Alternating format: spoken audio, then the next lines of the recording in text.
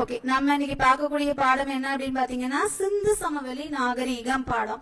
இது நீங்க எந்த எக்ஸாம் படிக்கிறீங்கனாலும் உங்களுக்கு ரொம்ப ரொம்ப யூஸ்ஃபுல்லா இருக்கும். ஃபர்ஸ்ட் சிந்து சமவெளி நாகரிகத்தை பத்தி படிக்கும் போது இப்ப அந்த மேல இருக்கிற அதே இன்ஃபர்மேஷன் தான் கீழே இருக்கு. சோ நான் கீழே போயிடுறேன், இதே எனக்கு எடுக்க கன்வீனியன்டா இருக்கு. ஓகே, பாருங்க, இப்ப ஒரு நாகரிகம் இப்ப நம்ம பார்க்கக்கூடிய பாடம் சிந்து சமவெளி நாகரிகம்.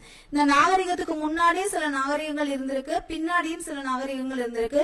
ஃபர்ஸ்ட் தோன்ற நாகரிகம் எது அப்படின்னா மெசபடோமியா நாகரிகம். சரியா, ஃபர்ஸ்ட் தோன்றின நாகரிகம் மெசபடோமியா நாகரிகம், ரெண்டாவது தோன்றின நாகரிகம் சிந்து சமவெளி நாகரிகம், மூணாவது எகிப்து நாகரிகம், நாலாவது சீன நாகரிகம். ஓகேயா, அதாவது மெசபடோமியா நாகரிகத்தினுடைய காலம் என்னன்னு பாத்தீங்கன்னா இந்த காலம் படிக்க கொஞ்சம் சிரமமா இருக்கும், கொஞ்சம் முயற்சி பண்ணா படிச்சிடலாம். 3500 இருந்து 2000 வரைக்கும் தோன்றின நாகரிகம் தான் எது அப்படின்னா இந்த மெசபடோமியா நாகரிகம். சிந்து சமவெளி நாகரிகம் 3300 இருந்து 1900 வரைக்கும் சிந்து சமவெளி நாகரிகம். எகிப்து நாகரிகம் காலத்தின் பாத்தீங்கன்னா 3100 இருந்து 1100 வரைக்கும். சீன நாகரிகம் பாத்தீங்கன்னா 1700 இருந்து 1122 வரைக்கும். இந்த நாகரிகங்கள் எல்லாம் பொதுவா என்ன சொல்லுவாங்க அப்படின்னாப்பா, இங்க பாக்ஸ்ல கொடுத்திருக்காங்க பாருங்க, மேலே குறிப்பிட்டுள்ள அனைத்து நாகரிகங்களும் நதிக்கரை நாகரிகங்கள். ஏன் நதிக்கரை நாகரிகங்கள் அப்படின்னு சொல்றாங்க அப்படின்னா மெசபடோமியா அப்படின்னா யாருக்காவது அர்த்தம் தெரியுமா? Whether anyone know that word Mesopotamia? யாருக்கா தெரியுமா? No ma'am. ஓகே, மெசபடோமியானாலே என்னன்னாப்பா மத்திய ஆறுன்னு அர்த்தம். மெசபடோமியானாலே மத்திய ஆறுன்னு அர்த்தம். அதுக்கப்புறம் எகிப்து நாகரிகம், எகிப்துல உள்ள ஒரு ஃபேமஸான நதி இருக்குல்ல, என்னது?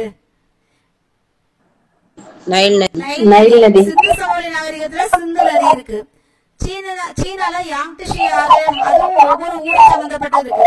சரியா, இந்த நகரங்கள் எல்லாமே இப்ப நம்ம சொன்ன, அதாவது மெசபடோமியா நாகரிகம், மெசபடோமியா நாகரிகம், சிந்து சமவெளி நாகரிகம், எகிப்து நாகரிகம், சீன நாகரிகம், இது எல்லாமே ஏதோ ஒரு ஆற்றையோ ஏதோ ஒரு நதியையோ பேஸ் பண்ணி வளர்ந்ததுதான்.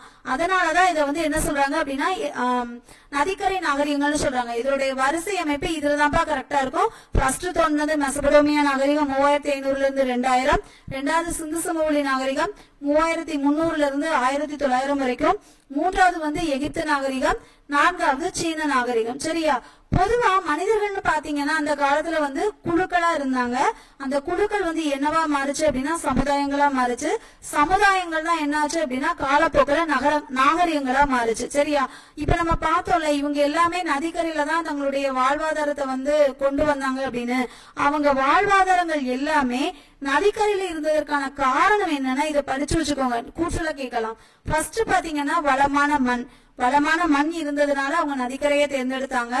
ரெண்டாவது, நம்ம நார்மலா நதிக்கு அவங்க சூஸ் பண்ணதுக்கு காரணம் என்னன்னா அவங்களுக்கு குடிக்கிறதுக்கு தண்ணி தேவைப்படுச்சு. அந்த தண்ணி நீர்ப்பாசனத்துக்கும் அவங்க பயன்படுத்திக்கிட்டாங்க. பண்டைய காலத்துல இப்ப இருக்கிற டிரான்ஸ்போர்ட் எதுவுமே இல்லல்லப்பா. இப்ப நமக்கு டிரான்ஸ்போர்ட் இருக்குல்ல, நமக்கு நினைச்சோடனே பிளைட்ல போயிடும், நினைச்சோடனே பஸ்ல போயிடும்ல. அந்த காலத்துல டிராவல் ஃபெசிலிட்டி அதிகமா இல்லாததுனால அந்த காலத்துல போக்குவரத்துக்கு, நீர்வழி போக்குவரத்துக்கு என்ன பண்ணாங்க, இந்த நதிகளை பயன்படுத்தினாங்க. இதுதான் மனுஷங்க நதிக்கரையில தோன்றுனதுக்கான காரணம். சரியா, இப்ப ஒரே நிமிஷம் இருங்க, தண்ணி குடிச்சுக்கிறேன். எனக்கு ஒரு 1/2 hour மேல ஆயிடுச்சு. ஒரே நிமிஷம்.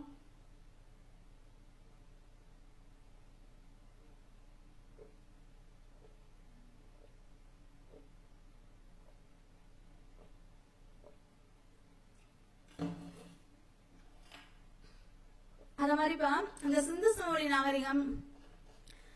சமவெளி நாகரிகம், ஹரப்பா நாகரிகம்னா எல்லாமே ஒண்ணுதான். நமக்கு இதோட கண்டினியூஷன் 9th இருக்கு. சரியா, அதுல ஒரு பாக்ஸ்ல அழகா கொடுத்திருப்பாங்க. ஏன் சிந்து சமவெளி நாகரிகத்தை ஹரப்பா நாகரிகம்னு சொல்றோம் அப்படின்னா இந்த சிந்து சமவெளி நாகரிகத்துல ஃபர்ஸ்ட் அவங்க கண்டுபிடிச்ச பகுதி, அந்த கண்டுபிடிச்ச ஊர் பேர் என்ன பேர் அப்படின்னா ஹராப்பா.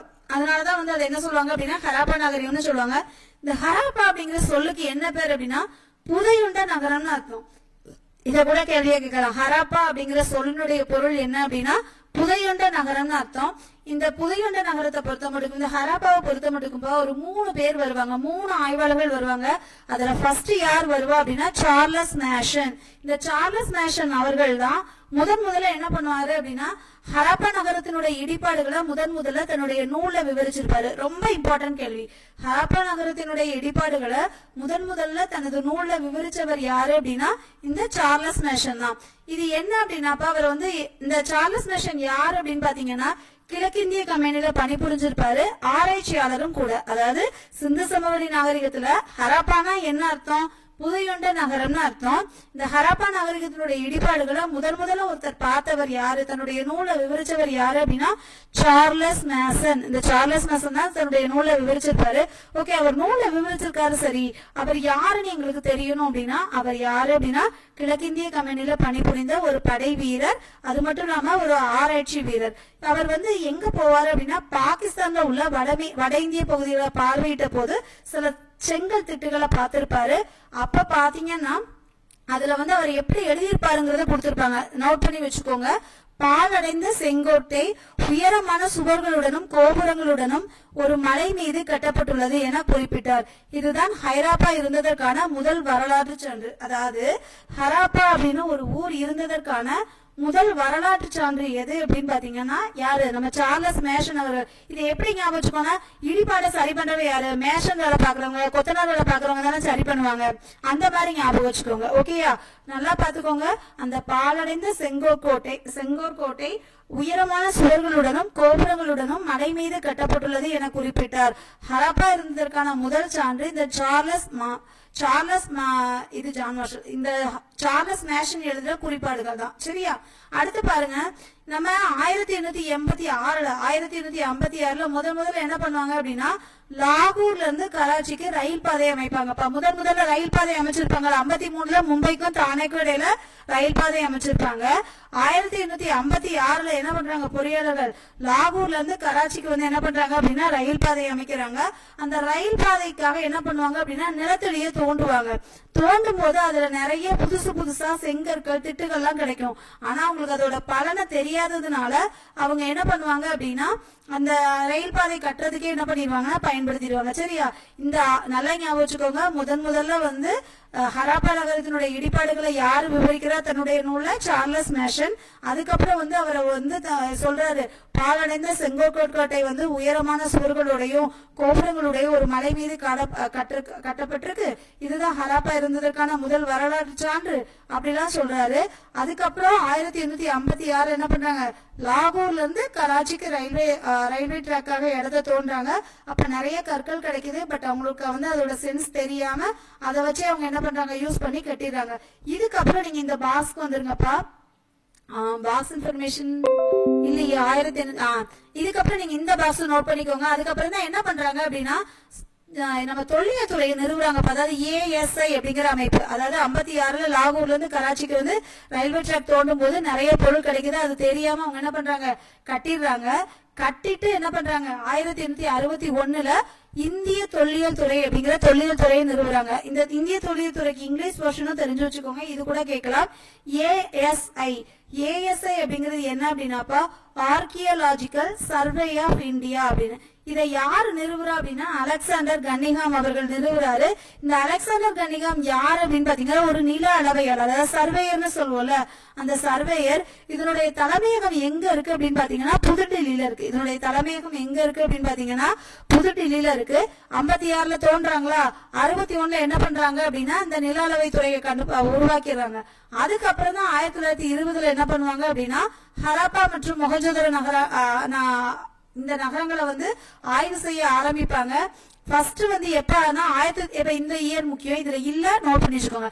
1921ல ஹராப்பாவையும் 1922ல மொஹஞ்சதாரோவையும் என்ன பண்ணுவாங்க அப்படின்னா ஆய்வு செய்ய ஆரம்பிப்பாங்க.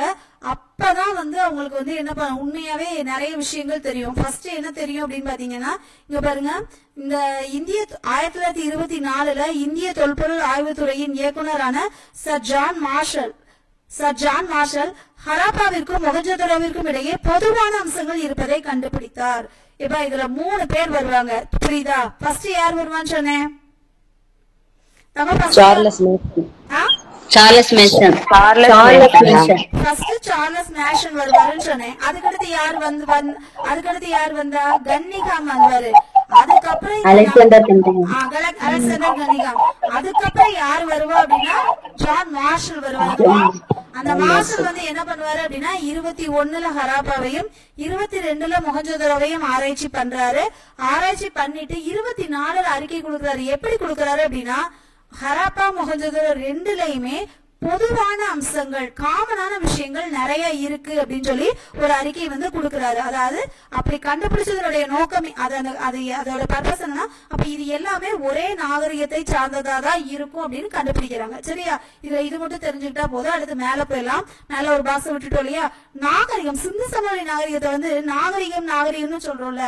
இந்த நாகரிகம் அப்படிங்கிறது எந்த மொழிச்சொல் அப்படின்னா லத்தீன் மொழிச்சொல். லத்தீன் மொழிச்சொல் சிவிக்ஸ் அப்படிங்கிற சொல்ல இருந்து வந்ததா எது அப்படின்னா இந்த நாகரிகம் அப்படிங்கிறது. நாகரிகம் நகரம் அப்படிங்கிறது. இங்க பாருங்கப்பா, நாகரிகம் என்ற சொல் பண்டைய லத்தீன் மொழி சொல்லான சிவிஸ் என்பதிலிருந்து வந்தது. இதன் பொருள் நகரம் என்பதாகும். இதனுடைய பொருள் என்ன அப்படின்னா நகரம் என்பதாகும். சரிங்களா?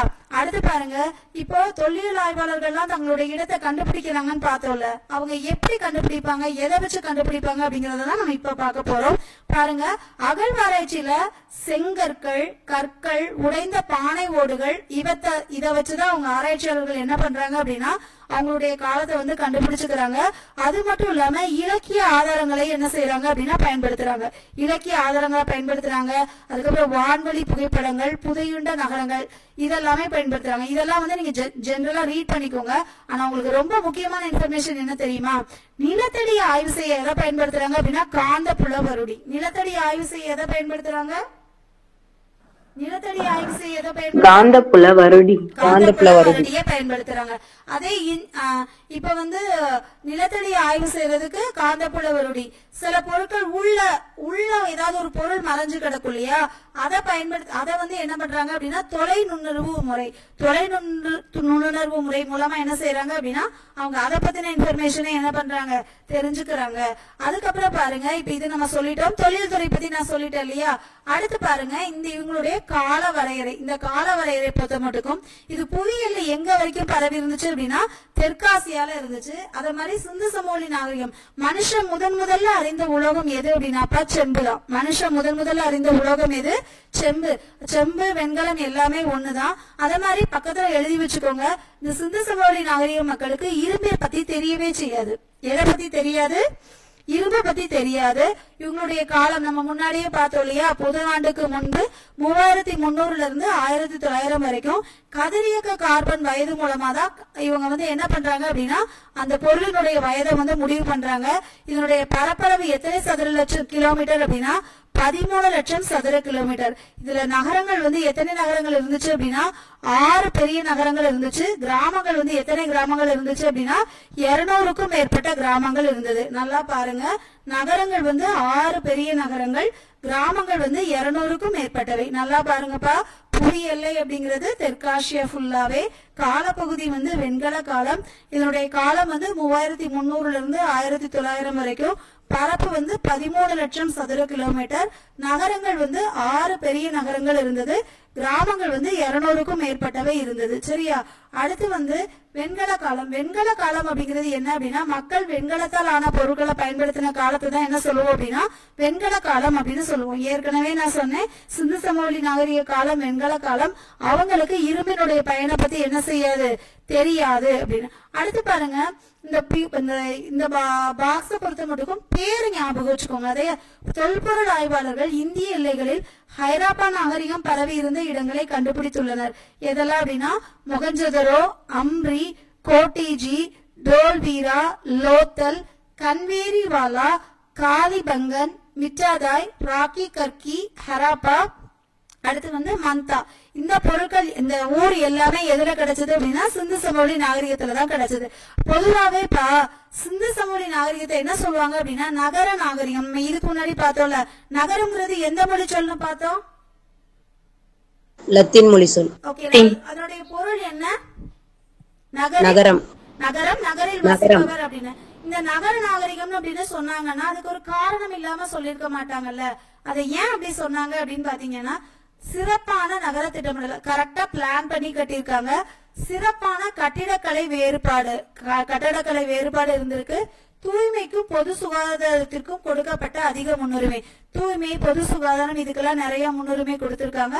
தரப்படுத்தப்பட்ட எடைகள் மற்றும் அளவீடுகள், அதாவது தரப்படுத்தப்பட்ட எடைகள் மற்றும் அளவீடுகளை பயன்படுத்தி இருக்காங்க.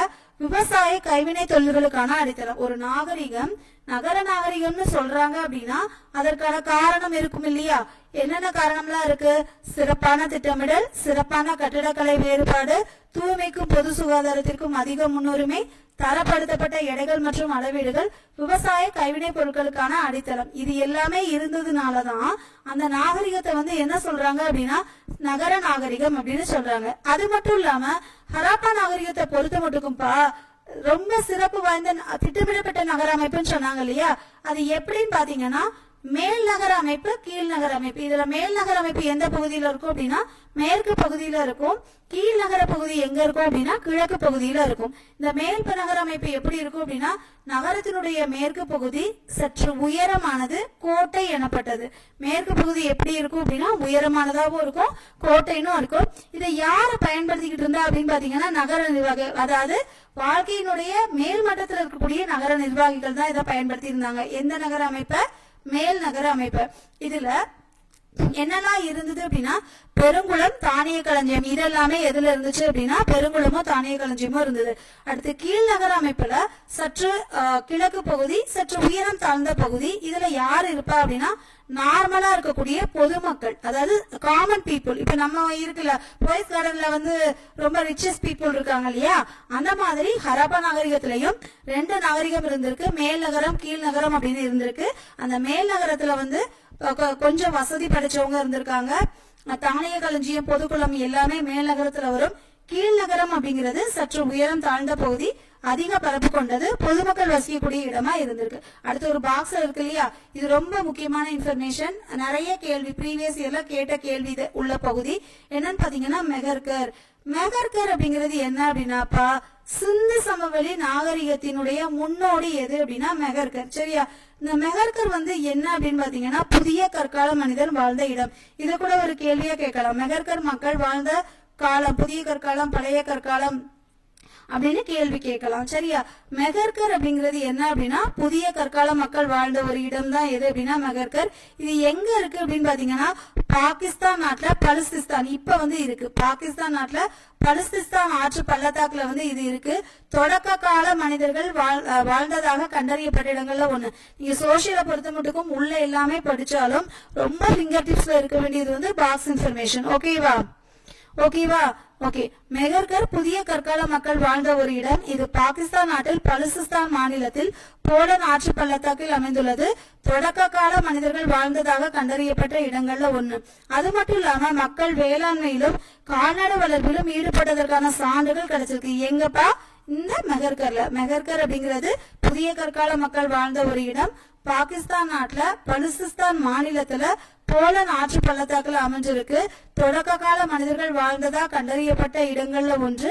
வேளாண்மையிலும் கால்நடை வளர்ப்பிலும் ஈடுபட்டதற்கான சான்றுகள் கிடைச்சிருக்கு. எந்த வருடத்திற்கு ஒட்டிய பரப்பு அப்படின்னு பாத்தீங்கன்னா 7000 காலத்திற்கு ஒட்டிய பரப்பு. சரியா? ஓகேயா? இப்ப படிச்ச வரைக்கும் ஓகேவா? இன்னொரு தடவை விஷயம் பண்ணலாம். இன்னொரு தடவை பண்ணலாமா? பதில் வேணாமா? ஓகே. இது பாக்குறதுக்கு இந்த லெசன் ரொம்ப பெருசா இருக்கிற மாதிரி இருக்கும். நீங்க ஒவ்வொரு பேராவா படிச்சு ரிவிஷன் பண்ணிட்டீங்கன்னா ரொம்ப ஈஸி. தெருக்கள், வீடுகள். தெருக்கள் என்னன்னா எப்படிலாம் இருந்துச்சு? தெருக்கள் சட்டக அமைப்பை கொண்டிருந்தது. அது ஒரு சட்ட மாதிரி இருந்துதான். தெருக்கள் நேராக அமைக்கப்பட்டிருந்தன. தெருக்கள் ரொம்ப நேரா அமைச்சிருக்காங்க. வடக்கு தெற்காகவும் கிழக்கு தெற்காகவும் ஒன்றை ஒன்று வெட்டி கொள்ளும்படியிலும் இருந்தன. அதாவது நல்லா பாருங்க, தெருக்கள் எப்படி இருந்துச்சாம்? நேரா இருந்துச்சாம். வடக்கு தெற்காகவும் கிழக்கு மேற்காகவும் சென்றன. ஒன்றை ஒன்று செங்கோணத்தில் வெற்றி கொள்ளும்படியும் இருந்தன அப்படின்னு சொல்றாங்க. சாலைகள் இந்த இதுக்கான இன்ஃபர்மேஷன்ஸ் எல்லாமே 9th எப்படி கொடுத்திருப்பாங்கன்னா டேட்டாவோட கொடுத்திருப்பாங்க. அகலமானது எவ்வளவு தூரம் அகலமானதுங்கிற மாதிரி ரொம்ப டீட்டெயிலா கொடுத்திருப்பாங்க. நீங்க இதை தரவா படிச்சுட்டீங்க அப்படின்னா 9th வரும்போது சிந்து சமவெளி நாகரிகம் எப்படி இருக்கும்? ரொம்ப ஈஸியா இருக்கும். சரிங்களா? அடுத்து பாருங்க, வீடுகள் தெருக்களின் இரு ஓரங்களிலும் சீராக அமைக்கப்பட்டிருந்தன. வீடுகள் 1 அல்லது 2 அடுக்கு மாடிகளை உடையவையாய் காணப்படுகின்றன. பெரும்பாலான வீடுகள் பல அறைகளையும் ஒரு முற்றத்தையும் ஒரு கிணற்றையும் கொண்டிருக்கின்றன. ஒவ்வொரு வீட்டிலும் ஒரு குளியலறை, கழிவறை. இதெல்லாம் நீங்க ஜெனரலா வாசி விட்டாலே போதும். வீடுகள் இந்த சுட்ட செங்கற்கள் ரொம்ப முக்கியமான பாயிண்ட்பா. சுட்ட செங்கற்கள் வந்து ஏன் பயன்படுத்துறாங்கன்னா, அதை ஒரு பாக்ஸ்ல கூட கொடுத்திருந்தாங்க. ஏன் கொடுத்திருப்பாங்கன்னா, கட்டடங்கள் கட்டுவதற்கு ஏன் சுட்ட செங்கற்கள் பயன்படுத்தப்பட்டன? ஏனென்றால் அவை வலுவானவை, கடினமானவை, நிலைத்து நிற்கக்கூடியவை, நெருப்பை கூட தாங்குபவை. அதனாலதான். அதாவது என்ன கான்செப்ட்னாப்பா, இப்ப வெயில் காலத்துல நமக்கு என்ன தேவைப்படும்? வெயில் காலத்துல நம்ம இப்ப வீட்டுக்குள்ள இருக்கோம், நமக்கு என்ன என்ன தேவைப்படும்? குளிர்ச்சி தேவைப்படும் இல்லையா? அப்ப அவங்க என்ன, அந்த சுட்ட செங்கற்கள் என்ன பண்ணும் அப்படின்னா, கோடை காலத்துல இருக்கக்கூடிய எல்லா நீரையுமே தேங்கி வச்சுக்கிட்டு வெயில் காலத்துல ஒரு விதமான குளிர்ச்சியான சூழ்நிலையை கொண்டு வரும். அதனாலதான் இந்த தொழில்நுட்பம்ங்கிறது இப்ப கண்டுபிடிக்கல. சிந்து சமவெளி நாகரிகத்திலே அவங்க என்ன பண்ணிருக்காங்க, சுட்ட செங்கற்களை பயன்படுத்தியிருக்காங்க, நல்ல வலுவான நிலையான கற்களை பயன்படுத்தியிருக்காங்கன்னு சொல்றாங்க. சரியா? அடுத்து பாருங்க, ரொம்ப முக்கியமானது வந்து அரண்மனைகளோ வழிமாட்டு தலங்களோ, அதாவது சட்டக அமைப்பு, கழிவுநீர் அமைப்பு எல்லாம் சிறப்பா இருந்துச்சுன்னு எல்லாம் சொல்றாங்க. ஆனா அங்க ஒரு கோயிலோ இல்ல பெரிய பெரிய அரண்மனைகள் இருந்ததற்கான எந்த சான்றுகளுமே கிடைக்கலன்னு சொல்றாங்க. சரியா? இதுதான். அடுத்து கழிவுநீர் அமைப்பு பொறுத்த மட்டும் ரொம்ப, கழிவுநீர் அமைப்பு இது எல்லாமே சும்மா நம்ம என்ன சொல்றது, நம்ம ஜென்ரலா உள்ளதான். இது வாசிச்சாலே போதும். அதாவது கழிவுநீர் அமைப்பு வந்து மூடப்பட்ட கழிவுநீர் அமைப்பு. அந்த பிக்சரை பாருங்க, மூடப்பட்ட கழிவுநீர் அமைப்பு இருந்தது. அந்த வடிகால்கள் செங்கற்களை கொண்டும் கல்திட்டைகளை கொண்டும் மூடியிருந்தன. அதாவது என்ன சொல்ல வராங்கன்னா, அது ஒரு நகர நாகரிகம். நம்ம இப்ப எப்படி டீசெண்டா இருக்குமோ அப்பவே அந்த சிந்து சமவெளி நாகரிகத்துல வந்து என்ன பண்ணிருக்காங்க, இருந்திருக்காங்க அப்படின்னு சொல்றாங்க. அது மட்டும் இல்லாம வடிகால் அமைப்பு கழிவுநீர் தேங்க செல்லாமல் இருக்க லேசான மென்சரிவை கொண்டிருந்தன. கழிவு பொருட்களை அப்புறப்படுத்துவதற்கு துளைகளும் சரியான இடைவெளியில் அமைக்கப்பட்டிருந்தன. அது மட்டும் இல்ல, வீட்டில இருந்து கழிவுநீர் பல தெருக்களின் மூலம் அமைக்கப்பட்ட குழாய்களின் மூலமாக வடிகால்களை சென்றடையுமாறு அமைக்கப்பட்டிருந்தது. திடக்கழிவுகள், இப்பெல்லாம் நம்ம வந்து திடக்கழிவுகளை என்ன பண்றோம், திடக்கழிவு தனியா, பாலித்தீன் கழிவு தனியான்னு தனித்தனியா நம்ம வர்றவங்ககிட்ட ஒப்படைக்கிறோம் இல்லையா, நகராட்சியில இருந்து வர்றவங்க கிட்ட. ஆனா அந்த காலத்துல வந்து திடக்கழிவுகளை என்ன பண்றாங்க அப்படின்னா, வீட்டுல வந்து அதுக்குன்னு ஒரு குழி வச்சு அதுல உள்ள குழிகள்ல வந்து என்ன பண்ணாங்க, போட்டிருந்தாங்களாம். சரியா? இப்ப இவ்வளவு நேரம் நம்ம பார்த்தது வந்து எதை பத்தி பார்த்தோம் அப்படின்னா, அந்த தெருக்களினுடைய அமைப்பை பத்தி பார்த்தோம். இப்ப நம்ம பார்க்க போறது என்ன அப்படின்னா, பெருங்குளம். இந்த பெருங்குளம் வந்து எந்த பகுதி அப்படின்னா, மொஹஞ்சதாரோ பகுதி. ஹராப்பாங்கிறது சிந்து சமவெளி நகரத்தினுடைய ஒரு பகுதி. அது வந்து ஹராப்பால உள்ள காணப்பட்ட இடங்கள் தான் இப்ப நம்ம பார்த்தோம். இப்ப நம்ம பார்க்கக்கூடியது வந்து மொஹஞ்சதாரோ. இந்த மொஹஞ்சதாரோல வந்து என்னது காணப்படுது, பெருங்குளம் காணப்படுது. இந்த பெருங்குளம் வந்து என்ன அப்படின்னு பாத்தீங்கன்னா, நல்ல அகலமா செவ்வக வடிவத்துல இருக்கக்கூடிய நீர் தேக்கம். இத பாருங்க, இந்த பிக்சரை பாருங்க, நல்ல செவ்வக வடிவத்துல அமைஞ்சிருக்கா. நகரின் நடுவுல நீர், அது மாதிரிப்பா இந்த நீர் கசியாத கட்டுமானத்துக்கு வந்து அவங்க வந்து அந்த காலத்துல வந்து ஒரு உள்ள நீர் வெளியேறாத அளவுக்கு அந்த காலத்துல தொழில்நுட்பத்தை பயன்படுத்தி இந்த பெருங்குளத்தை வந்து கட்டியிருப்பாங்க. அது மட்டும் இல்லாம சுவர்கள் வந்து எப்படி இருக்குமா, சுட்ட செங்கற்களாலையும் கட்டப்பட்டு நீர் கசியாமல் இருப்பதற்காக பல அடுக்குகள் கொண்டு இயற்கை தார் கொண்டு பூசப்பட்டிருந்தன. அந்த இயற்கை தார் கொண்டு அப்படிங்கிறது ரொம்ப முக்கியமானது. அதுக்கப்புறம் வடபுறத்திலும் தென்புறத்திலும் குளத்திற்கு செல்ல படிக்கட்டுகள் அமைக்கப்பட்டன. அதாவது வடபக்கமா தென்பக்கமும் படிகள் அமைச்சிருக்காங்க. அருகில் இருந்த கிணற்றிலிருந்து நீர் இறைக்கப்பட்டு பெருங்குளத்தில் விடப்பட்டது. உபயோகப்படுத்தப்பட்ட நீர் வெளியேறவும் வகை செய்யப்பட்டிருந்தது. அதாவது ஒருவேளை இப்போ ஒரு நீரை யூஸ் பண்ணிட்டாங்கனாலும் அதுக்கு ப்ராப்பரான முறைகளை வந்து என்ன பண்ணிருந்தாங்கன்னா பயன்படுத்தியிருந்தாங்க. இப்ப பெருங்குளத்தை பத்தி நம்ம பார்த்தோமா, இந்த பெருங்குளம் எங்க இருக்கு, மொஹஞ்சதாரோல இருக்கு. இப்ப அடுத்து நம்ம பார்க்கக்கூடியது என்ன அப்படின்னு பாத்தீங்கன்னா, தானிய களஞ்சியம். இந்த தானிய களஞ்சியம் எங்க இருக்கு அப்படின்னா ஹராப்பால இருக்குப்பா. தானிய களஞ்சியம்னா என்ன, பொதுவா தானிய களஞ்சியம்னா என்ன, பொதுவா தானியங்களை சேமிச்சு வைக்கக்கூடிய இடம். அந்த காலத்துல தானியங்களை சேமிச்சு வைக்கிறதுக்காக இவங்க வந்து என்ன பண்ணிருக்காங்கன்னா தானிய களஞ்சியம் கட்டியிருக்காங்க. இந்த தானிய களஞ்சியம் எங்க இருக்கு அப்படின்னா ஹராப்பால இருக்கு. சரியா? தானிய களஞ்சியம் வந்து செங்கற்களால் அடித்தளப்பட்ட பெரிய உறுதியான கட்டட அமைப்பு. இது எதை பயன்படுத்திருக்காங்க, தானியங்களை சேகரிச்சு வைப்பதற்காக பயன்படுத்தியிருக்காங்க. என்னென்ன தானியங்களை சேமிச்சு வச்சிருக்காங்கன்னு பாருங்க. தள வெடிப்புகளில் கோதுமை, பார்லி, திணை வகைகள், எள் மற்றும் பருப்பு வகைகளின் மிச்சங்கள். இவங்க ஆய்வு பண்ணாங்க இல்லையா, அந்த ஆய்வு பண்ணும் போது இந்த கோதுமை, பார்லி, திணை வகைகள் எள் மற்றும் பருப்பு வகைகளுடைய எச்சங்கள்லாம் மிச்சங்கள்லாம் என்ன செஞ்சிருக்கு, காணப்பட்டிருக்கு அப்படின்னு சொல்றாங்க. சரியா? அடுத்து செங்கற்களால் கட்டப்பட்ட சுவர்களை கொண்ட தானிய களஞ்சியம் ஒன்று ஹரியானா மாநிலத்தின் ராக்கி கருக்கில். இப்ப பாக்ஸ்ல சொல்றத எப்ப கேட்டாலும் தூக்கத்துல கேட்டாலும் சொல்ற அளவுக்கு படிச்சு வச்சுக்கிடணும், ரொம்ப முக்கியமானது. செங்கற்களால் கட்டப்பட்ட சுவர்களை கொண்ட தானிய களஞ்சியம் எங்க இருக்கு அப்படின்னா ஹரியானா மாநிலத்துல கண்டுபிடிச்சிருக்காங்க. இது எந்த காலத்தை சார்ந்தது அப்படின்னா முதிர்ச்சி அடைந்த ஹரப்பா காலத்தை சார்ந்தது. எந்த காலத்தை சார்ந்தது? முதிர்ச்சி அடைஞ்ச ஹரப்பா காலத்தை சார்ந்தது. அது மட்டும் இல்லாம இப்ப நம்ம பார்த்தது தானிய களஞ்சியம் பார்த்தோம், பெருங்குளம் பார்த்தோம் இல்லையா? அதை தவிர அவங்க கட்டடங்களையும் என்ன பண்ணிருக்காங்க, கட்டியிருக்காங்க. அதுல என்ன அப்படின்னா 20 தூண்கள் 4 வரிசை கொண்ட ஒரு பறந்து விரிந்து காணப்பட்ட கட்டடம்லாம் இருந்ததா சொல்றாங்க. சரியா? அடுத்து வாணிகர்கள். வணிகத்தை பொறுத்த மட்டுக்கும் அவங்க பெரிய வணிகர்களா தான் இருந்திருக்காங்க. என்னென்ன எடைகள்னு பாருங்க. தரப்படுத்தப்பட்ட எடைகள், அளவைகள் அவர்களால் பயன்படுத்தப்பட்டன. பொருட்களின் நீளத்தை அளவிட அளவுகள் குறிக்க குச்சிகளை பயன்படுத்தினார். அவங்க என்ன பயன்படுத்தியிருக்காங்க அப்படின்னா குச்சிகளை பயன்படுத்தினாங்க. அது மட்டும் இல்லாம சக்கர வண்டிகளை பயன்படுத்தியிருக்காங்க. ஆனா அந்த சக்கர வண்டிகளை என்னது இல்லையா, ஆரக்கால் மாதிரி எதுவுமே இல்லையா. சரியா? அதுக்கப்புறம் ரொம்ப முக்கியமான ஒரு கொஸ்டின் இருக்குப்பா. மெசபடோமியாவுடன் விரிவான கடல் வாணிபம் நடைபெற்று இருந்தது.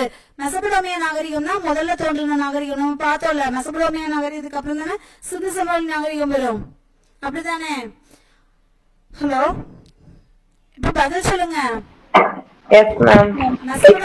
நான் மட்டும் பேசிட்டே இருக்காம இருக்கு. மெசபடோமியா நாகரிகத்துக்கு அப்புறம் தான் இவங்க வரும். இவங்க அந்த முன்னாள் நாகரிக மனிதர்களோட வணிகம் தொடர்பு கொண்டிருந்தாங்க அப்படின்னு சொல்றாங்க. அடுத்து மட்டும் இல்லாம சிந்து வெளிமுத்திரை தற்கால ஈராக், குவைத் மற்றும் சிரியா ஆகிய பகுதிகளை குறிக்கும் பண்டைய மெசபடோமியாவில் உள்ள சுமேர் பகுதிகளில் கிடைத்தமை உறுதிப்படுத்துகிறது. அதாவது என்ன சொல்றாங்கன்னா இதற்கான சான்றுகள்லாம் நமக்கு கிடைச்சதுன்னு சொல்றாங்க.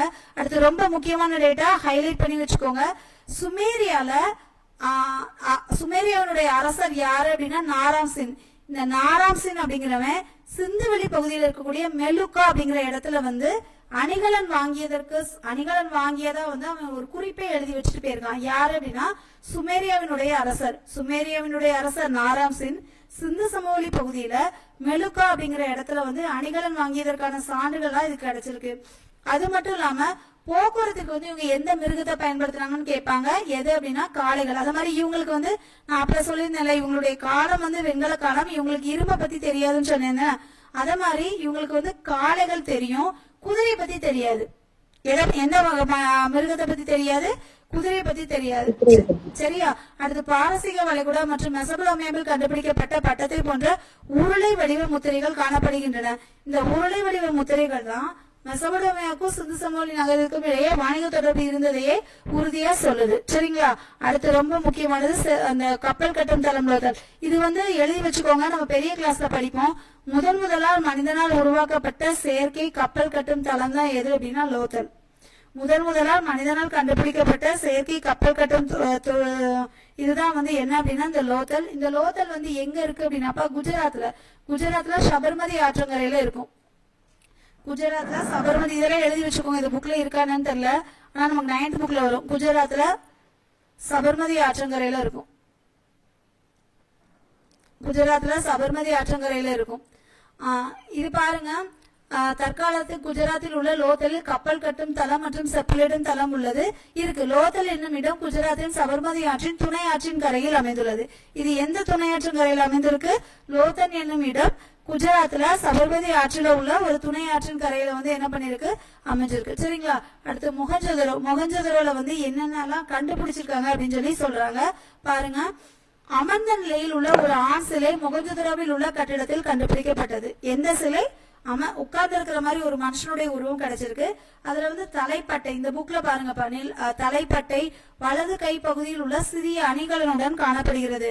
அதன் தலைமுடியும் தாடியும் நன்காக ஒழுங்குபடுத்தப்பட்டு காணப்படுகிறது. அதாவது என்ன சொல்றாங்க அப்படின்னா அமர்ந்த நிலையில இருக்கக்கூடிய ஒரு மனுஷன் இருக்கான், அவனுக்கு தலைப்பாகை எல்லாம் போட்டிருக்காங்க, வலது கை பகுதியில அணிகலன் எல்லாம் போட்டிருக்காங்க. அவங்க இப்போ உள்ள அவன் நாகரிக மனிதன். அவனுடைய தலைமுடி மீசையெல்லாம் நல்லா அழகா ட்ரிம் பண்ணி காணப்படுதுன்னு சொல்றாங்க. அடுத்து பாருங்க, காதுகளின் கீழ் காணப்படும் இரு துளைகள் தலையில் அணையப்படும் அணிகலன்களை போல் இணைக்க இந்த பண்டைய நம்ம பூட்டிலாம் எத்தனை பேர் பூட்டி பாத்தீங்கன்னு தெரியல. இந்த பூட்டி மாதிரிலாம் ஒண்ணு காதல் ஒண்ணு போடுவாங்களே, அது பேர் என்ன பேருப்பா? என்னமோ ஒண்ணு போடுவாங்கல்ல காது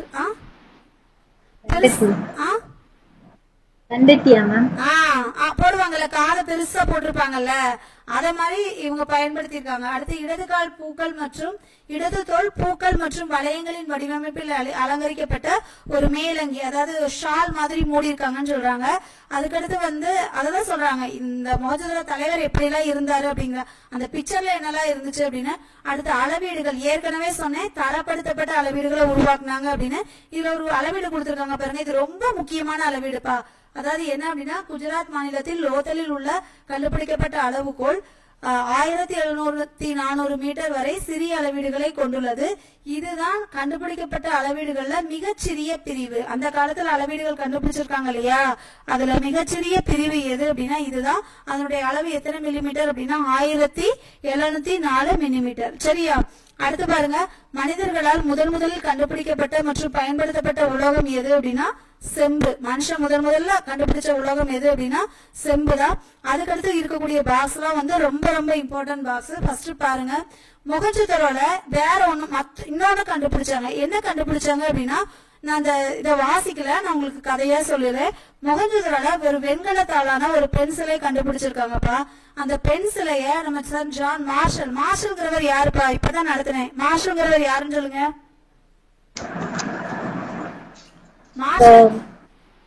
மார்ஷல் யாரு? ஆராய்ச்சியாளர்.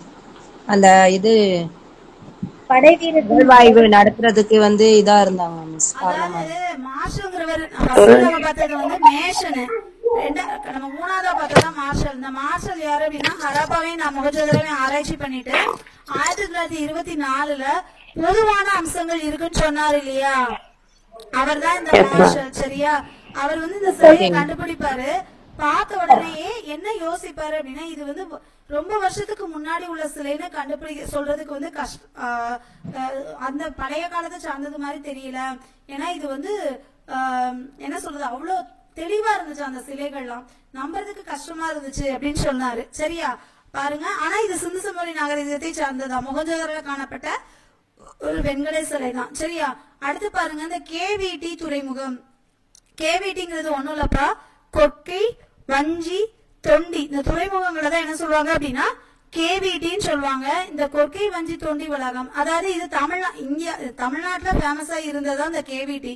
இன்னைக்கும் பாகிஸ்தான்ல என்னன்னா கொற்கை, வஞ்சி, தொண்டி, மத்தரை, உரை, கூடல் என்று பெயர் கொண்ட இடங்கள் இருக்கும். அதாவது பாகிஸ்தான் நம்ம தமிழ்நாட்டுல ஒரு பகுதியா இருக்கக்கூடிய ஊரினுடைய பேரு இன்னைக்கும் பாகிஸ்தான்ல இருக்கான். அது மட்டும் இல்லாம பாருங்க, கொற்கை, பூம்புகார் போன்ற சங்ககால நகரங்கள் துறைமுகங்களின் பெயருடன் ஆப்கானிஸ்தானில் உள்ளன. ஆப்கானிஸ்தான்ல கொற்கை, பூம்புகார் அப்படிங்கிற பெயர்லாம் இருக்கு.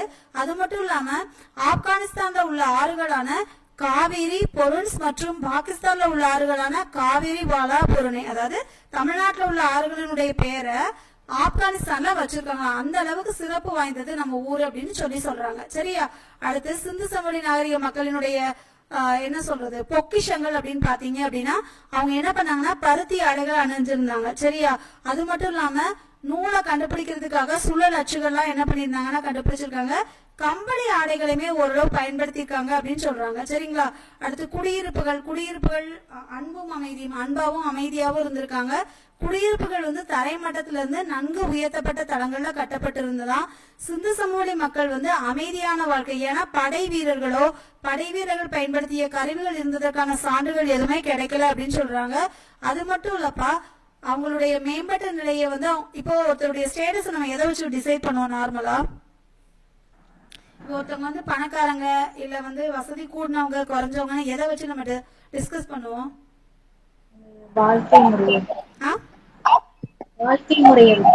அவங்களுடைய வாழ்க்கை முறை. ஃபர்ஸ்ட் பார்த்தோன்னா உங்களுக்கு அவங்களோட ட்ரெஸ் வச்சு நகை வச்சு நம்ம கண்டுபிடிச்சிருவோம்ல. இவங்க பார்க்கும்போது இவங்க என்னன்னு பாத்தீங்கன்னா நல்ல ஒரு நல்ல டீசென்டான லைஃப் ஸ்டைல தான் மீன் பண்ணுவாங்க. ஏன்னா அதுல அவங்களுக்கு கிடைச்ச ஆடைகள், விலைமதிப்பற்ற நகைகள் மூலம் அவருடைய நகர வாழ்க்கையை வெளிப்படுத்தினர். அதுக்கப்புறம் பார்த்தோம்னா 2 பேருமே, அதாவது இப்பதான் ஜென்ஸ் பெருசா ஆர்னமெண்ட்ஸ் அணியறது இல்ல, சிந்து சமவெளி நாகரிகத்துல ஆண்கள் பெண்கள் 2 பேருமே என்ன பண்ணிருக்காங்க ஆர்னமெண்ட்ஸ், அதாவது நகைகளை விரும்பி அணிஞ்சிருக்காங்க. அடுத்து பாருங்க, கழுத்தணிகள், கையணிகள், வளையல்கள், மோதிரங்கள், காதணிகள் எல்லாத்தையுமே அணிஞ்சிருக்காங்க. தங்கம், வெள்ளி, தந்தம், சங்கு, செம்பு, சுடுமண் போன்ற விலை உயர்ந்த கற்களாலான கருவிகளையும் அணிகலன்களையும் அணிஞ்சிருக்காங்க. அதுக்கப்புறம் நான் ஏற்கனவே சொன்னேன், அவங்களுக்கு வந்து இரும்பு மற்றும் குதிரையை பத்தி என்ன செய்யாது, தெரிஞ்சிருக்காது. ஏன்னா அந்த காலம் வந்து வெண்கல காலம். அவங்க போக்குவரத்துக்கு எந்த மிருகத்தை பயன்படுத்துவாங்கன்னு சொன்னேன், காலை பயன்படுத்துவாங்க. அடுத்து நம்ம சொன்னோம்ல, சிந்து சமவெளி நாகரிக மக்கள் ஆபரணம் செய்ய சிவப்பு மணிக்கற்களை பயன்படுத்துறாங்கன்னு. இந்த சிவப்பு நிற மணிக்கற்கள்லாம் என்னன்னா, அப்ப அதை இங்கிலீஷ்ல கேர்னிலியன்னு சொல்லுவாங்க. என்ன சொல்லுவாங்க? கேர்னிலியன்னு சொல்லுவாங்க. அதுமே குறிச்சு வச்சுக்கோங்க, ஏன்னா பாஸ்ல இருக்கு இல்லையா, அதனால. அடுத்து பாருங்க, இப்ப நமக்கு வந்து சிஎம், எஜுகேஷன் மினிஸ்டர்னு சொல்லி நிறைய பேர் இருக்காங்கல்ல, அது மாதிரி அவங்களுக்கும் நகர திட்டமிடலை நிர்வகிக்கிறதுக்கும் வணிகத்தை மேம்படுத்துறதுக்கும் அமைதியை நிலைநாட்டவும் வடிகால் அமைப்பை பராமரிக்கிறதுக்கும் ஒரு அதிகார மையம்னு ஒண்ணு இருந்திருக்கணும். ஏன்னா இருந்தா மட்டும்தான் இப்படி ஒரு அழகான வாழ்க்கையை வாழ்ந்திருக்க முடியும் அவங்க அப்படின்னு சொல்லி அவங்க நம்புறாங்க. சரிங்களா? அடுத்து தொழிலை பொறுத்த மட்டுக்கும்பா, இப்ப தொழில் வந்து அவங்க வந்து என்ன சொல்றது, முதன்மையான தொழில் பற்றி எதுவும் தெரியல. அவங்க லைஃப்ல வந்து எதுக்கு வந்து ரொம்ப இம்பார்ட்டன்ஸ் கொடுத்தாங்க அப்படின்னு தெரியல. ஆனாலுமே அதுல கிடைச்ச இந்த பானை, கைவினை பொருட்கள்லாம் கிடைச்சதை வச்சு அவங்க வேளாண்மை தொழில ஈடுபட்டிருக்கலாம் அப்படிங்கிறதுக்காக தெரியுது. அடுத்து வர்த்தகர்கள், வணிகர்கள் மற்றும் கைவினைஞர்களும் இருந்திருக்கிறாங்க. கால்நடை வளர்ப்பு இருந்திருக்கு. சக்கரத்தின் பயனை அறிஞ்சிருக்காங்க. இது ரொம்ப முக்கியமான பாயிண்ட். சக்கரத்தின் பயனை அறிஞ்சிருக்காங்க அப்படின்னு சொல்றாங்க. அடுத்து பாத்தீங்க அப்படின்னா அவங்களுடைய மட்பாண்டங்களை வச்சுதான் நம்ம இந்த நாகரிகத்தையே கண்டுபிடிக்கிறோம். மட்பாண்டங்கள் வந்து எதை வச்சு உருவாக்குவாங்க அப்படின்னா சக்கரங்களை வச்சு உருவாக்குவாங்க. பொதுவாகவே இப்ப நம்ம இந்த மண்ணில் உருவாக்குற பொருட்களை என்ன பண்ணுவாங்க, சக்கரத்தை வச்சு உருவாக்குவாங்க. அதுக்கப்புறம் அந்த தீ குடோன்ல வச்சு அதை என்ன பண்ணுவாங்க, அதை ஸ்ட்ராங் ஆக்குவாங்க இல்லையா. அதுக்கப்புறம் ரொம்ப முக்கியமானது வந்து மட்பாண்டங்கள் என்ன கலர்ல இருந்துச்சா, சிவப்பு கலர்ல இருந்துச்சா. அதுல என்ன வேலைப்பாடு பண்ணியிருந்தாங்க அப்படின்னா கருப்பு வண்ணத்துல அழகிய வேலைப்பாடுகளை வந்து என்ன பண்ணியிருந்தாங்க. அது மட்டும் இல்லாம இதுல ரொம்ப தெரிஞ்சுக்க வேண்டியது இதுதான், சிவப்பு வண்ணத்துல கருப்பு வண்ணத்துல வந்து அழகிய வேலைப்பாடுகளை செஞ்சிருக்காங்க. சரிங்களா? அடுத்து சமய நம்பிக்கை பொறுத்த மட்டுக்கும் அவங்க, அதாவது நான் கோயிலே இல்லைன்னு சொன்னேன்ல, நம்ம பார்த்தோம்ல, அவங்க கோயில இருந்ததுக்கான எந்த சனம். ஆனா அவங்க வந்து எந்த வழிபாடு, தாய் வழிபாடு, அதாவது பெண் சிலைகள் நிறைய கிடைச்சதுனால இவங்க வந்து தாய் தெய்வ வழிபாடு செய்திருக்கலாம் அப்படின்னு சொல்றாங்க. சரிங்களா? அடுத்து கலைத்திறனை பொறுத்த மட்டுக்கும் என்ன அப்படின்னு பாத்தீங்கன்னா, பொம்மை வண்டிகள், அசையக்கூடிய பசு பொம்மைகள், களிமண் பந்துகள், சிறிய பொம்மைகள், சிறிய களிமண் குரங்கு, நிறைய பொம்மைகள் சிலை கிடைச்சிருக்குப்பா. அது மூலமா அவங்க பொம்மைகளையும் பயன்படுத்துவதற்கான சான்றுகள் வந்து கிடைச்சிருக்கு. சரிங்களா? அடுத்து பாருங்க, ஹரப்பா நாகரிகம் அழிஞ்சிருச்சு.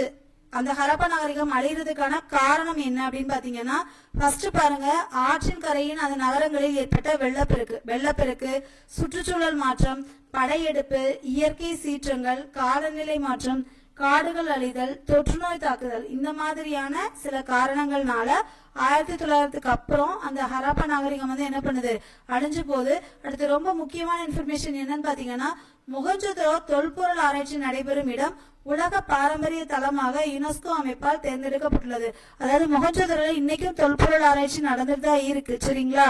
அந்த தொல்பொருள் ஆராய்ச்சி நடைபெறும் இடம் வந்து சிறந்த அமைப்பா யுனெஸ்கோவால தேர்ந்தெடுக்கப்பட்டிருக்கு. அதுக்கப்புறம் முதல் எழுத்து வடிவத்தை உருவாக்கியவர்கள் யாரு அப்படின்னு பாத்தீங்கன்னா, சுமேரியர்களால் தான் உருவாக்கப்பட்டது. பொதுவா சிந்து சமவெளி நாகரிகம் பத்தி நமக்கு என்னெல்லாம் தெரியணும் அப்படின்னா, உலகின் பழமையான நாகரிகங்கள்ல ஒண்ணு, பழமையான பெரிய 4 நாகரிகங்கள்ல பெரிய பரப்பரப்பு கொண்டது, திட்டமிடப்பட்ட நாகரிகங்கள், மேம்படுத்தப்பட்ட சுகாதாரம் மற்றும் வடிகால் அமைப்பு, சுத்தம் மற்றும் சுகாதாரம் பற்றிய உணர்வு, இது எல்லாமே இதுக்கு ஒரு பொதுவான உண்மைகள். சரிங்களா? இதெல்லாம் பேசிக் திங்ஸ் அபவுட் சிந்து சமவெளி சிவிலைசேஷன். அடுத்து பாருங்க, கதிரியக்க கார்பன் வயது கணிப்பு முறை. இது ரொம்ப முக்கியமா பாக்ஸ்ல இருக்குது. கதிரியக்க கார்பன் வயது முறை அப்படிங்கிறது என்ன அப்படின்னா, ஒரு பொருளினுடைய வயதை அறியறதுக்காக ஒரு முறை பயன்படுத்துறோம். அதுக்கு பேர் தான் என்ன பேர் அப்படின்னா, கதிரியக்க கார்பன் வயது கணிப்பு முறை அப்படின்னு. அதாவது கதிரியக்க கார்பன் வயது கணிப்பு முறை அப்படிங்கிறது என்ன அப்படின்னா, ஒரு பொருளினுடைய வயதை அறியக்கூடிய முறை தான் என்னது, கதிரியக்க கார்பன் முறை. இதை பயன்படுத்தி தான் நம்ம பொருட்களினுடைய வயதை என்ன பண்ணிட்டு இருக்கோம், அறிஞ்சிட்டு இருக்கோம். அவ்வளவுதான்.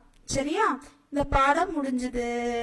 சரி, இப்போ இந்த பாடம் அவ்வளவுதான்ப்பா. சிந்து சமவெளி நாகரிகத்துல நீங்க இதை படிச்சாலே என்ன போதும், கண்டிப்பா நம்மளால எந்த கொஸ்டின் கேட்டாலும் அட்டன் பண்ணலாம். சரியா? ஓகே, இப்ப திருப்பி ரிவைஸ் பண்ணலாமா இல்ல கொஸ்டின் கேட்கவா? கொஸ்டின் கொஞ்சம் எல்லாரும் ஆன்சர் பண்றீங்களா? Okay ma'am. ஆன்சர் பண்றீங்களா? பண்றோம். Okay ma'am. Okay okay okay. நம்ம சிந்து சமவெளி நீங்க பார்த்து கூட சொல்லுங்க, ஆனா எல்லாரும் ஆன்சர் பண்ணுங்க. யாருக்கும் எதுவும் டவுட் இருக்கா? No ma'am. If anybody have any doubts or anything No, need ma'am. to convey to myself, யாருக்கும் எதுவும் என்கிட்ட சொல்லணுமா? Okay okay. சிந்து சமவெளி நாகரிகத்தினுடைய காலம் சொல்லுங்கப்பா. 3300 முதல் 1900 வரை. Very good. Okay okay. இந்த இடிபாட பத்தி முதல்ல பார்த்தவர் யாரு? Charles Mason. ஓகே. இந்த லாகூர்ல இருந்து கராச்சிக்கு ரயில்வே ட்ராக் தோன்றாங்க, அது எந்த வருஷம்? 1856. ஓகே. ஹரப்பா மொஹஞ்சதாரோ முதல்ல அகழாய்வு செய்ய ஆரம்பிச்ச வருடம் 1920 மேம். ஓகே. 21ல எந்த இடம், 22ல எந்த இடம்? 21 ஆரம்பம், 22ல மொஹஞ்சதாரோ. Very good. ஓகே. நிலத்தடியை ஆய்வு செய்வதற்கு ஒரு முறை பயன்படுத்தினாங்க, அந்த முறையை மார்க் பண்ணேன், அது எந்த முறைப்பா? காந்தப்புலவரடி. காந்தப்புலவரடி. ஓகே. ஹராப்பாக்கும் மொஹஞ்சதாரோக்கும் இடையே பொதுவான அம்சங்கள் இருக்குன்னு ஒரு மனுஷன் சொன்னார், அவர் யாரு? John Marshall. எந்த வருஷம் சொல்லிருப்பாரு? 1924. Okay okay. அதுக்கப்புறம் வந்து இந்த அலெக்சாண்டர் கன்னிங்ஹாம், அவர் எந்த வருஷம் தொழில்துறை நிறுவுறாரு? 1861. அந்த தொழில்துறை நம்ம இங்கிலீஷ்ல என்னப்பா சொல்லுவோம்? Archaeological survey of India. Okay. இப்ப ஹராப்பாவுடைய காலம் எந்த காலம்? ஹரப்பா காலம் 3300 முதல் 1900. அந்த காலத்தை என்ன காலம் சொல்லுவோம்? இரும்பு காலமா, செம்பு காலமா, என்ன வெண்கல காலம். வெண்கல காலம். அதனுடைய பரப்பளவு எவ்வளவுப்பா? 13 லட்சம். 13 லட்சம் சதுர கிலோமீட்டர். பெரிய நகரங்கள் மொத்தம் எத்தனை, சின்ன நகரங்கள் 6. 6 பெரிய நகரங்கள், மேற்பட்ட கிராமம். கிராமம் 200. Okay okay okay. ஹரப்பா நகரத்தினுடைய திட்டமிடப்பட்ட 2 பகுதிகள் இருந்தது இல்லையா, எதெல்லாம்? மேல் மேல் நகர அமைப்பு, கீழ் நகர அமைப்பு. அமைப்பு, கீழ் நகர அமைப்பு. அமைப்புல யார் இருப்பா, கீழ் நகர அமைப்புல யார் இருப்பா? நகர நிர்வாகி இருக்காங்க. அமைப்புல நிர்வாகிகள், கீழ் நகரத்துல பொதுமக்கள். ஓகே. மேல் நகர அமைப்புல எந்தெந்த இடங்கள்லாம் வரும்? முக்கியமான 2 இடங்கள் பேர் சொன்னோம்ல. பெருங்குளம் இருக்கும், தானிய களஞ்சியம், ஓகே. கோட்டை. ஓகே. சிந்து சமவெளி நாகரிகத்தினுடைய முன்னோடின்னு எந்த நகரம் அழைப்போம்? சிந்து சமவெளி நாகரிகத்தின் முன்னோடி எந்த ஒரு இடம் பாக்ஸ்ல சொன்னேன், அது எந்த ஊர்? ஓகே. மெகர்கர் இப்ப எங்க இருக்குப்பா? மெகர்கர் வந்து பாகிஸ்தான் மாநிலத்தில் போலன் ஆட்சி பள்ளத்தாக்கு. போல நாட்டின் பள்ளத்தாக்குல இருக்கு. பெருங்குளம் வந்து என்ன வடிவத்துல இருக்கும்? பெருங்குளம் வந்து செவ்வக வடிவத்துல இருக்கும். அதுல என்ன கற்களை பயன்படுத்தி இருந்தாங்க? சுட்ட செங்கல். செங்கற்கள். ஓகே. இந்த தானிய களஞ்சியம் வந்து எங்க கண்டுபிடிச்சாங்க? ஹரப்பா. ஹரப்பா. அந்த இடம் பேர் வந்து ராக்கி கர்கி ஹரியானா. ஹரியானா. ஓகே. இந்த ஒரு அரசர் போய் மெலுக்கா அப்படிங்கிற பகுதியில போய் அணிகலன்கள்லாம் வாங்கியிருப்பார்ல, அவர் பேர் என்ன பேரு? நாரம் சின். ஓகே. கப்பல் கட்டும் தளம், செப்பனிடும் தளம் எங்க இருக்கு? லோத்தல். லோத்தல் எந்த நதிக்கரையில இருக்கு? லோக்கல் வந்து சமவெளி ஆற்றின் அடுத்த நதிக்கரை. மனுஷனால கண்டுபிடிச்ச முதல் உலோகம் செம்பு. செம்பு. அவருக்கு எந்த விலங்கை பத்தி தெரியாது? குதிரை தெரியாது, குதிரையை பத்தி தெரியாது. ஓகே. ஒரு பொருளினுடைய வயதை அறியறதுக்காக நம்ம என்னதை பயன்படுத்துறோம்? கார்பன் C14 முறை. கார்பன் கணிப்பு. ஓகே. இப்ப இது நான் இதெல்லாம் பார்த்தோம்னா நான் இதுல ஒரு விஷயம் சொல்ல மறந்தாச்சு. ஒரு நிமிஷம். இந்த மீள் பார்வையில ஒண்ணு கொடுத்துருப்பாங்கப்பா, அது எப்படி விட்டேன்னு தெரியல, இருங்க லாஸ்ட் வாங்க. மீள் பார்வைக்கு வாங்கப்பா. அந்த மீள் பார்வையில வந்து ஒரு முக்கியமானது இருக்கு, அதுல அந்த உலகம் அந்நாளில் அதையும் பார்த்துடலாம், சரியா? அதாவது மீள் பார்வையில வந்து பாத்தீங்கன்னா இந்த நாகரிகத்தினுடைய பரப்பளவுன்னு சொல்லி ஒண்ணு கொடுத்துருக்காங்களாப்பா. மேற்குல, அதாவது சிந்து சமவெளி நாகரிகம் மேற்குல எங்க இருந்து எங்க வரைக்கும் பரவி இருந்துச்சு அப்படின்னா பலுசிஸ்தான்ல இருந்து மக்ரான் கடற்கரை வரைக்கும். கிழக்குல எங்க அப்படின்னா காகர் நதி பள்ளத்தாக்கு. வடகிழக்குல எங்க அப்படின்னா ஆப்கானிஸ்தான்ல. தெற்குல மகாராஷ்டிரா வரை. அதாவது இது ரொம்ப இம்பார்ட்டன்ட், நிறைய ப்ரீவியஸ் இயர் கொஸ்டின்ல கேட்டிருக்காங்க, சரியா? மேற்குல பலுசிஸ்தான் மக்ரான் கடற்கரை வரைக்கும், கிழக்குல காக்ரா நதி பள்ளத்தாக்கு வரைக்கும், வடகிழக்குல ஆப்கானிஸ்தான், தெற்குல மகாராஷ்டிரா வரைக்கும் பரவி இருந்தது. அடுத்து இந்த 3 இன்ஃபர்மேஷனும் ரொம்ப இம்பார்ட்டன்ட். அதாவது ஃபர்ஸ்ட் இது வந்து தொடக்க காலத்தை தான் நம்ம பாக்குறோம். இதுல Yes, ma'am. கிசா பிரமிட் அப்படிங்கிறது என்ன அப்படின்னா குஃபு மன்னன் வந்து 2500 வருஷத்துக்கு முன்னாடி கட்டியிருப்பான். இந்த கிசா பிரமிட கெட்டவன் யாரு அப்படின்னா குஃபு மன்னன். எத்தனை வருஷத்துக்கு முன்னாடி அப்படின்னா 2500 வருஷங்களுக்கு முன்னாடி. அடுத்து பாத்தீங்க அப்படின்னா உர்ஜி குராட். இந்த உர்ஜி குராட் அப்படிங்கிறது மெசபடோமியா காலம். இது யார் கட்டுவா அப்படின்னா ஊர் நம்மோ அப்படிங்கிற அரசர் வந்து சின் என்ற சந்திர கடவுளுக்கு கட்டுவாரு.